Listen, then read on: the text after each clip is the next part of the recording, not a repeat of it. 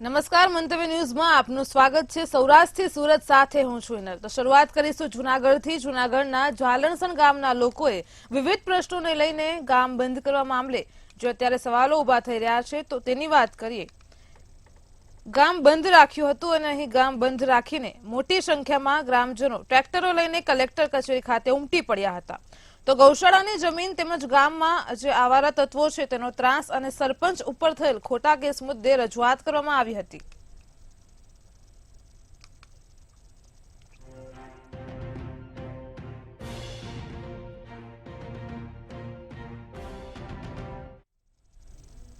બાવીસ જાન્યુઆરીના રોજ અયોધ્યામાં રામ મંદિર પ્રાણ પ્રતિષ્ઠા મહોત્સવ યોજાવાનો છે, જેને લઈને ભારતભરમાં આનંદ અને ઉત્સાહનો માહોલ છે। ત્યારે તે માહોલ વચ્ચે કેટલાક પક્ષના નેતાઓ વિવાદિત ટિપ્પણીઓ અને બયાનબાજી કરી રહ્યા છે। આ બયાનબાજી વચ્ચે હિન્દુ ધર્મ આચાર્ય મહાસચિવ પરમાનંદ સરસ્વતીએ કહ્યું કે 500 વર્ષના સંઘર્ષ બાદ આજે રામલલ્લા બિરાજમાન થઈ રહ્યા છે। ત્યારે કેટલાક વિઘ્ન સંતોષી લોકો આ શુભ અવસરમાં પોતાની રાજનીતિની રોટલી શેકી રહ્યા છે। કોંગ્રેસ અથવા બીજા પક્ષના નેતાઓને રામ મંદિર પ્રાણ પ્રતિષ્ઠાનું આમંત્રણ મળ્યું હોય તો તેઓએ રામ મંદિર જવું જોઈએ અને ભગવાનના દર્શન કરવા જોઈએ।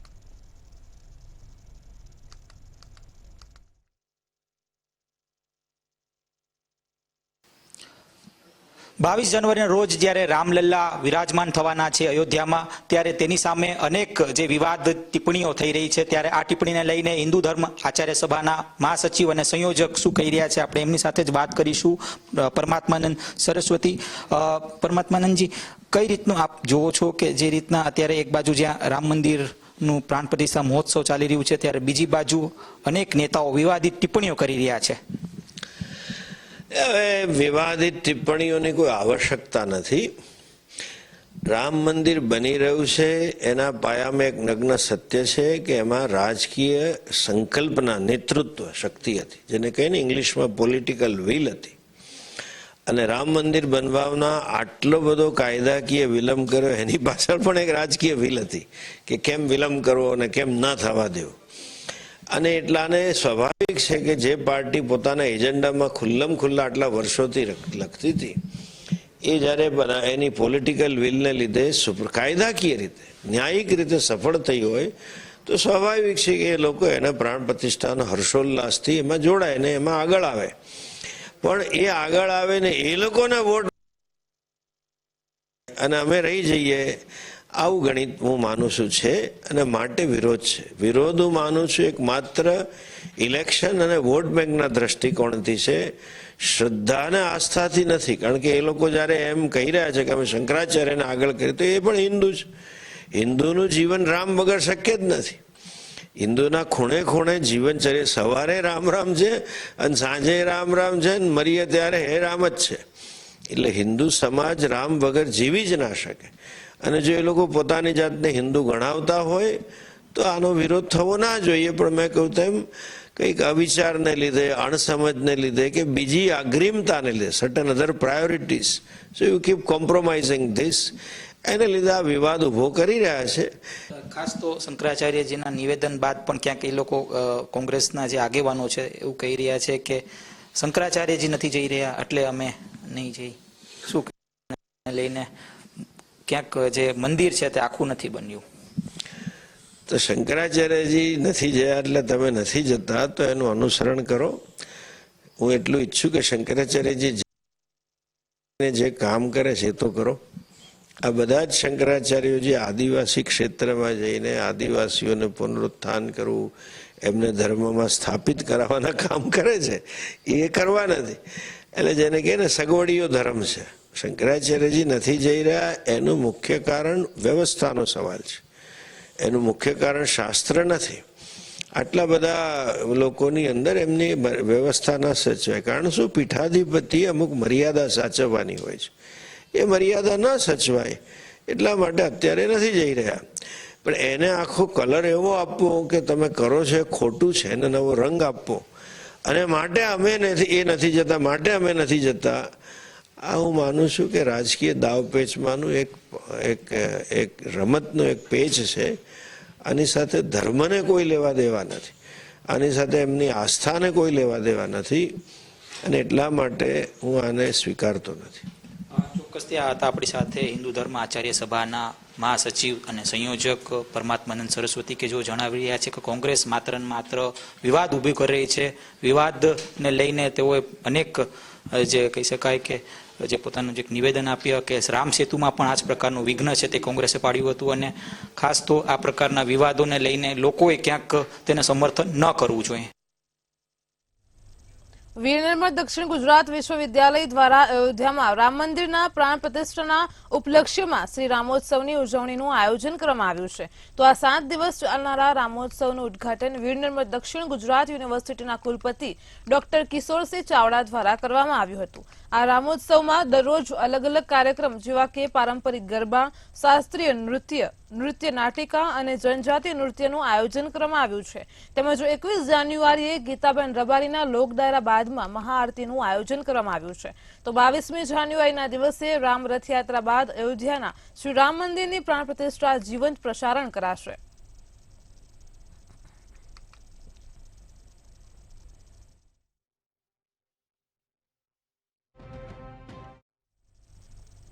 અમરેલીના ધારીમાં વન વિભાગ દ્વારા લાકડા ભરેલ ટ્રકને ઝડપી પાડવામાં આવ્યો હતો. તો ઉનાથી રાજકોટ તરફ જતો આ ટ્રક જેને ઝડપી પાડવામાં આવ્યો છે, જેમાં 17 ટન જેટલો માલ અંદર હતો તેવું જાણવા મળ્યું છે. વન વિભાગે ટ્રકના ડ્રાઈવર સામે ગુનો નોંધ્યો છે.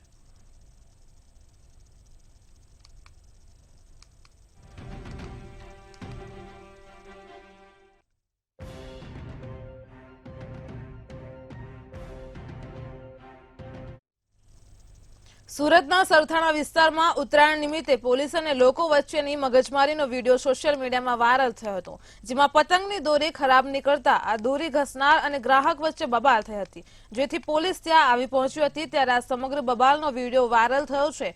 ત્યારબાદ એડવોકેટ મેહુલ બોગરા દ્વારા બીજો વિડીયો વાયરલ કરાયો હતો, જેમાં એડવોકેટ મેહુલ બોગરા પોલીસ વિરુદ્ધ એલફેલ ભાષાનો ઉપયોગ વિડીયોમાં કરી રહ્યા છે અને આક્ષેપો કરી રહ્યા હતા કે જે મામલો આજે એ ડિવિઝનમાં એસીપી વિપુલ પટેલે તેનું નિવેદન આપ્યું છે. પીસીઆર વાન પહોંચે એ પહેલા આ રવિભાઈ નાઓએ 100 ડાયલ ઉપર પોતે કોલ કરેલ, પરંતુ કોલ લાગેલ નહીં અને તેનો સ્ક્રીનશોટ પણ પોલીસ પાસે ઉપલબ્ધ છે, જેથી આવો કોઈ કોગ્નિઝેબલ ગુનો બનતો હોય અને પોલીસની હાજરી હોય, જેથી પોલીસ તેઓને લઈ અને પોલીસ સ્ટેશન લઈ ગયેલી, જ્યાં આ રવિભાઈ કોથરોટિયા અને આ રાજુભાઈ લાલજીભાઈ નાઓએ પોતે અંદર સમાધાન કરી લીધેલ અને તે બાબતે સ્ટેડામાં એન્ટ્રી પણ કરવામાં આવેલ. અને આ સાથેના જે મુકેશ સોલંકી નાઓ જે છે, જેઓ પીધેલી હાલતમાં હોય તેઓના વિરુદ્ધ પ્રોહિબિશન એક્ટ મુજબ ગુનો રજીસ્ટર કરવામાં આવેલ. અને આ વિડીયોમાં જે આક્ષેપો કરવામાં આવેલ છે એ બિલકુલ પાયાવિહોણા અને તદ્દન ખોટા છે. રાજકોટના રેસકોર્સ ગ્રાઉન્ડમાં ભાગવત કથાકાર રમેશ ઓઝાની કથાનો શુભારંભ કરવામાં આવ્યો છે. ત્યારે કથાના પ્રારંભ સાથે પોથી યાત્રા કાઢવામાં આવી હતી, જેમાં રાજકોટ શહેરના સામાજિક, રાજકીય અને ધાર્મિક સંસ્થાઓના આગેવાનો જોડાયા હતા. આ કથા દરમિયાન અયોધ્યા રામ મંદિર પ્રાણ પ્રતિષ્ઠાને લઈને અનેકવિધ સાંસ્કૃતિક અને સામાજિક કાર્યક્રમો યોજવામાં આવશે. તો રાજ્યસભાના સાંસદ રામ મોકરિયાના પરિવાર દ્વારા આ ભાગવત અને રામકથાનું આયોજન કરવામાં આવ્યું છે. અયોધ્યામાં પ્રાણ પ્રતિષ્ઠા મહોત્સવની ઉજવણી થઈ રહી છે, ત્યારે તે અંતર્ગત રાજકોટમાં પણ સુંદર આયોજન કરવામાં આવ્યું છે. રાજકોટમાં ભાગવત કે રામ કથાનું આયોજન કરવામાં આવ્યું છે. આજે તેની પોથી યાત્રા નીકળી રહી છે. રાજ્યસભા સાંસદ રામ મોકરિયા આ મુખ્ય યજમાન છે. ખૂબ જ અત્યારે એક આનંદનો માહોલ દેખાઈ રહ્યો છે. આપણી સાથે રામભાઈ છે, એમની સાથે વાત કરશું, તેઓ શું કહી રહ્યા છે. રામભાઈ, શું કહેશો? ખૂબ સુંદર આયોજન કરવામાં આવ્યું છે. આજ રોજ નીકળી છે પરમ પૂજ્ય રમેશભાઈ ઓઝાજીના વ્યાસાસને 17 થી 24 તારીખ સુધી 22 તારીખે આપણા યશસ્વી વડાપ્રધાન નરેન્દ્રભાઈ મોદી સાહેબ પ્રાણ પ્રતિષ્ઠા જ્યારે રામ ભગવાનની અયોધ્યામાં થશે એ લાઈવ ટેલિકાસ્ટ કરશું. બધા સાથે પ્રસન્ન જો કથાકારો, સંતો, મંતો, વીર ક્ષત્રિય અગ્રણીઓ, સમાજના અગ્રણીઓ, પાર્ટીના કાર્યકર્તા સૌ સાથે જોડાશે. મોદીભાઈ રાઠોડ ભજન ગાશે, ભયાળી ભજન ગાશે, અમારી ગાંધીની બહેનો બધા એના રામ ભગવાનની કૃતિઓ રજૂ કરશે. કહી શકાય કે રામભાઈ મોકરિયાનું જે પરિવાર છે તે અત્યારે પોથી યાત્રા કાઢી રહ્યું છે અને રાજકોટની જે જાહેર જનતા છે તે આ પોથી યાત્રામાં જોડાણું છે. ખૂબ જ સુંદર મજાનું આયોજન છે તે દેખાઈ રહ્યું છે. રામભાઈના ઘરેથી જ આ પોથી યાત્રા કાઢવામાં આવી અને ચોક્કસથી કહી શકાય કે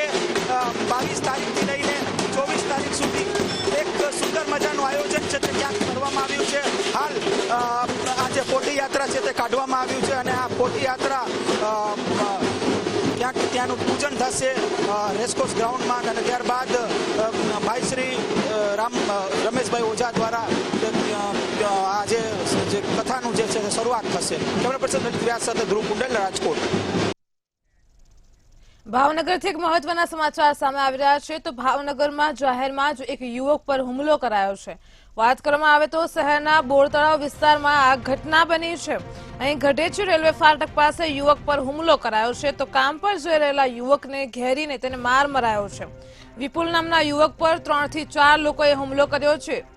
આપ ટીવી સ્ક્રીન પર દ્રશ્યો જોઈ શકો છો. ભાવનગરથી આજે સમાચાર સામે આવ્યા તેમાં 4 જેટલા શખ્સો લાકડીઓ વડે આ યુવક પર તૂટી પડ્યા હતા. રેલવે ફાટક પર લોકોના ટોળા વચ્ચે યુવકને માર મરાયો હતો. ઘટનાને પગલે રેલવે ફાટકની આજુબાજુ ટ્રાફિક જામ જોવા મળ્યો છે. સાથે જ તેને તાત્કાલિક ધોરણે હોસ્પિટલ ખસેડાયો છે. તો ભાવનગરમાં જાહેરમાં યુવક પર હુમલો કરાયાની ઘટના સામે આવી છે. કામ પર જઈ રહેલા યુવકને ઘેરીને તેના પર હુમલો કરવામાં આવ્યો છે. 3 થી 4 લોકોએ આ યુવક પર હુમલો કર્યો છે.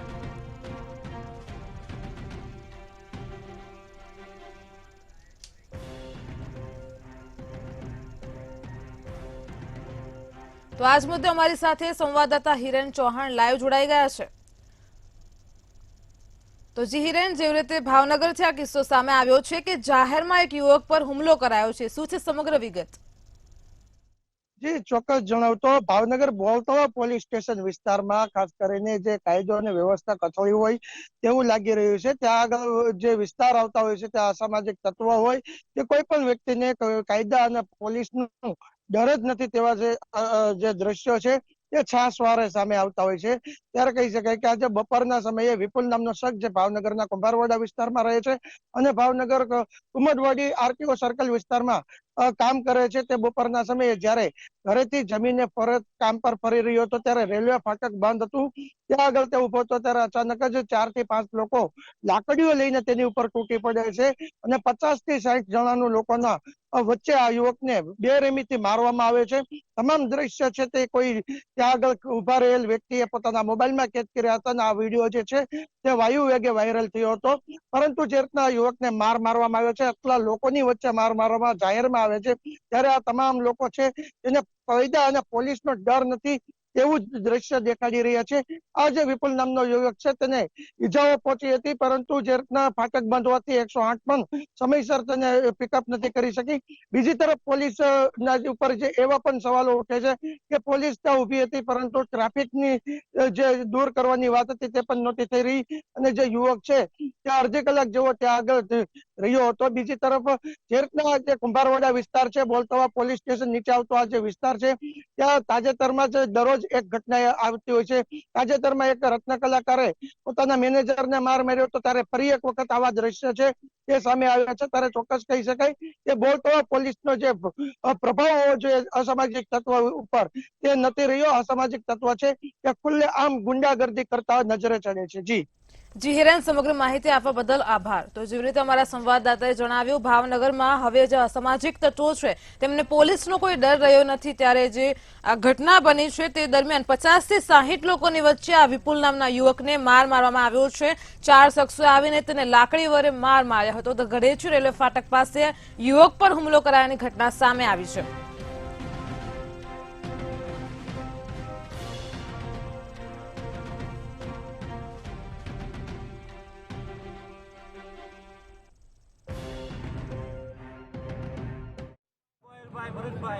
ક્યાં રહ્યો તમે? કુંભારવાડા.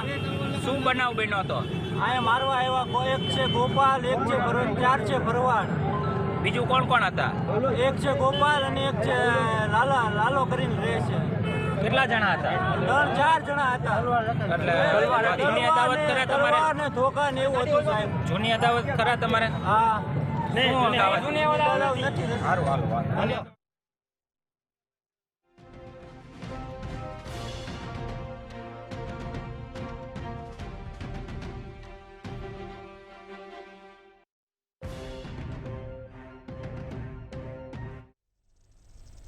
દેવભૂમિ દ્વારકા જિલ્લામાં એઆરટીઓ દ્વારા ટ્રાફિક સપ્તાહની ઉજવણી કરવામાં આવે છે. તેના ભાગરૂપે જિલ્લા કલેક્ટર અશોક શર્માએ હેલ્મેટ પહેરીને એક્ટિવા ચલાવી ખંભાળિયા શહેરમાં સવારી કરી હતી.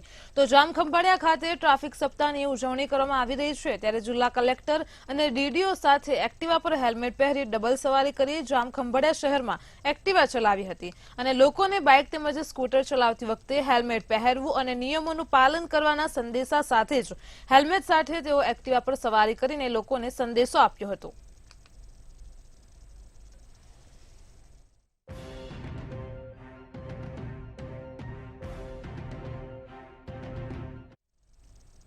જામનગરમાં હિરજી મિસ્ત્રી રોડ ઉપર આવેલી પંજાબ નેશનલ બેંકમાં ચોરીનો મામલો સામે આવ્યો છે, જેમાં મકર સંક્રાંતિના દિવસ દરમિયાન કોઈ તસ્કરોએ બેંકના શટરના તાળા તોડી નાખ્યા હતા અને બેંકમાં અંદર પ્રવેશ કરી બેંકનું સાહિત્ય રફેદફે કરી નાખ્યું હતું.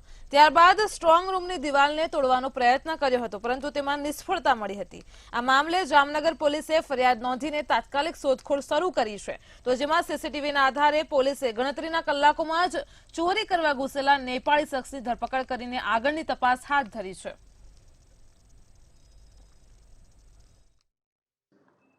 જામનગર શહેરના હિરજી મિસ્ત્રી રોડ ઉપર આવેલી પંજાબ નેશનલ બેંકમાં 2 દિવસ અગાઉ એક રાત્રિના સમયે તેનું શટરનું તાળું તોડી અને તેમાં અંદર પ્રવેશ કરી અને બેંકમાં ચોરી કરવાના ઈરાદેથી એક વ્યક્તિ દ્વારા ઘરફોડ આચરવા માટેનો પ્રયત્ન કરવામાં આવેલો હતો. આ બાબતની જાણ બેંકના સ્ટાફ તેમજ બેંકના મેનેજર દ્વારા થતાં તેમણે Jamnagar city C division police સ્ટેશનમાં આ અંગેની ફરિયાદ દાખલ કરી હતી. ત્યારબાદ સીસીટીવી કેમેરા તેમજ હ્યુમન ઇન્ટેલિજન્સની મદદથી Jamnagar city C division police station દ્વારા આ ગુનાનો ભેદ ઉકેલતા આમાં એક આરોપી કે જેનું નામ છે શંકરભાઈ ભરતભાઈ કૌશલિયા કે જે જાતે નેપાળી છે, તેની અટક કરવામાં આવી છે. ધોરાજીમાં રોડ રસ્તા બિસ્માર હોવાના કારણે લોકો પરેશાન થઈ રહ્યા છે, ત્યારે ધોરાજી પ્લાસ્ટિક ઉદ્યોગના વેપારી અને ખેડૂતોએ વિવિધ બેનરો સાથે શહેરમાં બાઇક રેલી યોજી હતી. તો રોડ રસ્તા અતિ બિસ્મારના કારણે તંત્રને જગાડવા માટે પ્રાંત અધિકારીએ આવેદનપત્ર આપ્યું હતું. છેલ્લા ઘણા સમયથી આ રસ્તા ભંગાર હાલતમાં જોવા મળે છે, જેના કારણે વેપારીઓ તેમજ ખેડૂતોને મુશ્કેલી ભોગવવી પડી રહી છે. તો આગામી સમયમાં રસ્તાની યોગ્ય કાર્યવાહી નહીં કરાય તો પ્લાસ્ટિક ઉદ્યોગના વેપારી દ્વારા ધોરાજી બંધ અને જ્વલંત આંદોલનની ચીમકી ઉચ્ચારી હતી.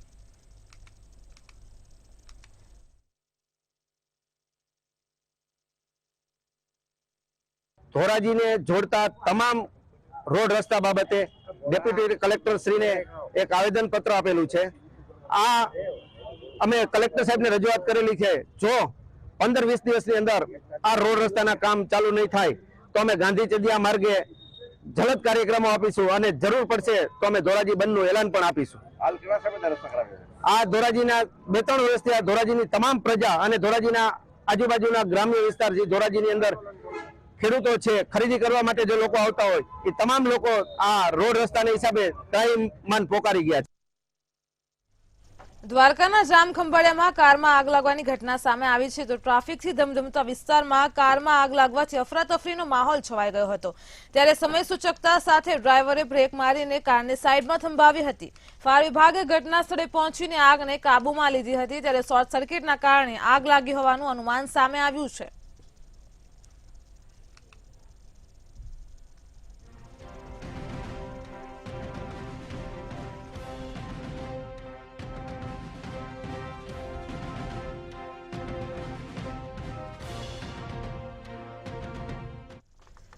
અયોધ્યામાં ભગવાન શ્રીરામ બિરાજમાન થવા જઈ રહ્યા છે, ત્યારે ઠેર ઠેર ઉત્સવનો માહોલ છવાઈ રહ્યો છે. મોરબીમાં આવેલ ઐતિહાસિક શ્રીરામ પંચાયત મંદિર ખાતે ભવ્ય ઉજવણી કરવામાં આવશે, જેમાં આ ઐતિહાસિક મંદિરમાં પ્રભુ શ્રી રામજીની પ્રાણ પ્રતિષ્ઠા મહોત્સવની ઉજવણીની ભવ્ય તૈયારીઓ કરવામાં આવી રહી છે.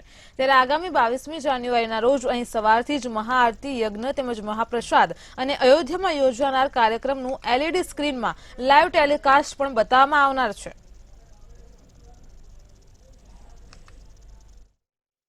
અને અયોધ્યાના જે આ મહોત્સવના પ્રોગ્રામમાં અમારે પણ અહીંયા પ્રાણ પ્રતિષ્ઠાને પ્રોગ્રામ પણ અહીંયા જ મંદિરે છે. સવારથી હવન અને સાંજ સુધીના અનેકો કાર્યક્રમ રહેવાના છે. એમાં મોરબીના મોટા મોટા મહાનુભાવો પણ પધારવાના છે. એ ઉપરાંત મોરબી આ રામ પંચાયત જ્યારે સરકાર દ્વારા પવિત્ર યાત્રાધામ વિકાસ બોર્ડે પૂર્ણ જીર્ણોદ્ધાર કરીને અને ફિર આને નવી ભગવાનની પ્રતિષ્ઠા કરાવી અને આ ઉપરાંત આ એરિયાના તમામ મિત્ર મંડળના સાથે સહયોગથી અમારા આ મંદિરનું પૂર્ણ રામ મંદિરનું સાથે જ 22 તારીખે અમારા અહીં ઘણો બધો પ્રોગ્રામ રહેશે. તો હું રામમહેલ મંદિર તરફથી એવું કહું કે એ ઉત્સવમાં અમે પણ સહભાગી થશું. અમારા રામમહેલ મંદિરમાં સવારથી તે સાંજ સુધી આખો દિવસ ધાર્મિક કાર્યક્રમો થશે. સવારે યજ્ઞ થશે ભગવાનનો, ત્યારબાદ મહાપ્રસાદ થશે અને અયોધ્યામાં જે પ્રતિષ્ઠા મહોત્સવ થશે એનું LED દ્વારા અમે મોટી સ્ક્રીન મૂકી અને આખા નગરને દર્શન કરવાનું આમંત્રણ આપીએ છીએ. અહીંયા જેટલા લોકો આવશે અને પ્રસાદ પણ ની વ્યવસ્થા રાખવામાં આવેલ છે અને ધૂન ભજન આવા બધા ધાર્મિક કાર્યક્રમો તે દિવસે 22 જાન્યુઆરીના દિવસે અહીંયા રાખેલ છે. આગામી 22મી જાન્યુઆરીએ અયોધ્યા ખાતે રામ મંદિરનો ઐતિહાસિક પ્રાણ પ્રતિષ્ઠા મહોત્સવ થવા જઈ રહ્યો છે. ત્યારે દેશના વડાપ્રધાન નરેન્દ્ર મોદીએ આ મહોત્સવ અંતર્ગત દેશના તમામ ધાર્મિક સ્થાનો પર સફાઈ અભિયાનની આહલેખ જગાવી છે. ત્યારે મોરબી જિલ્લાના વાંકાનેરના પૌરાણિક રાણીમાં રૂડીમાં મંદિર કેરાળા ખાતે રાજકોટ સાંસદ મોહન કુંડારિયા, વાંકાનેર રાજવી અને સાંસદ કેસરીદેવસિંહ ઝાલા સહિતના અગ્રણીઓ દ્વારા સફાઈ કાર્ય કરવામાં આવ્યું હતું. વાંકાનેર તાલુકાના કેરાળા ગામે રાણીમાં રૂડીમાની જગ્યામાં ઠાકર ધણીની જે મંદિર છે તેની સફાઈ ઝુંબેશ માટે અમારા સાથે અમારા સાંસદ રાજ્યસભાના કેસરીદેવસિંહજી, મામલતદારશ્રી, TDOશ્રી, અમારા પાર્ટીના પ્રમુખશ્રી, આ જગ્યાના મહંત ભગતશ્રી અને તમામ કાર્યકર્તા બંધુઓ સાથે મળીને આ મંદિરની સરસ મજાની સફાઈ ઝુંબેશ થાય અને આ મંદિરમાં કાયમી સફાઈ જળવાય એટલા માટે તાલુકા પંચાયતના માધ્યમથી ડસ્ટબિન કે જે કાંઈ જરૂરિયાત હશે તે પૂરી પાડવામાં આવશે. કારણ કે આ મંદિરમાં દરરોજ સફાઈ સ્વચ્છ રહે, સફાઈ જળવાય એના હેતુને ધ્યાનમાં રાખીને આ પણ કરવામાં આવશે. માનનીય વડાપ્રધાન શ્રી મોદી સાહેબ ના માર્ગદર્શન હેઠળ તમામ ધાર્મિક સ્થળોમાં જે સફાઈનું અભિયાન ઉપાડવામાં આવ્યું છે 14 તારીખથી લઈને 21 તારીખ સુધી, એ કાર્યક્રમના અંતર્ગત આજે અહીંયા વાંકાનેર તાલુકાના પ્રખ્યાત અને પૌરાણિક જગ્યા એવી રાણીમાં રૂડીમાના મંદિરે કેરાળા ધામે આપણે સફાઈનું કાર્ય જ્યારે અહીંયા આપણે ઉપાડવા જઈ રહ્યા છીએ. સૌરાષ્ટ્ર સુરતમાં હાલ આટલું જ. હવે નિહાળીએ સીધો સંવાદ સહયોગી લખમા સાથે.